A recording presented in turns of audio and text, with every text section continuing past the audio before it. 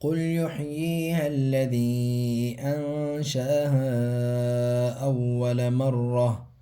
قاف لام پیش قل، یا ہا پیش یح، قل یح، یا زیر ی، یا ساکن سے پہلے یا کے نیچے زیر ہے، تھوڑا سا کھینچ کے پڑھیں گے، قل یحیی. ہا لام زبر حل، ہا کو ملایا لام کے ساتھ، لام اور ہا کے بیچ میں دو حروف ہیں الف اور الف، یہ چھوڑ دینے ہیں. لام کے اوپر جو ہے آ رہی ہے تشدید، تو لام کو پڑھیں گے دو بار، ایک پچھلے حرف یعنی ہا کے ساتھ، ایک آگے خود لام کو.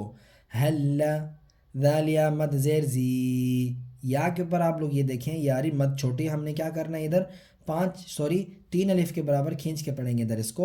الذی، حمزہ نون زبر شین زبر شا. نون ساکن کے بعد جو 15 حروف اخفا ہیں اس میں سے شین آ رہا ہے، نون کی آواز کو ناک میں چھپا کر ایک الف کے برابر کھینچ کے پڑھیں گے. حمزہ زبر انشاء، ہا الف مد زبر ہا. ہم نے ادھر کیا کرنا ہے، تین الف کے برابر کھینچ کے پڑھنا ہے. انشأہا، حمزہ واو زبر او، وا زبر وا. اب واو کے اوپر بھی جو ہے تشدید آ رہی ہے، تو واو کو پڑھیں گے دو بار، ایک پچھلے حرف یعنی حمزہ کے ساتھ، ایک آگے خود واو کو. لام زبر لا، اولا. قل یحییہا الذی انشأہا اولا.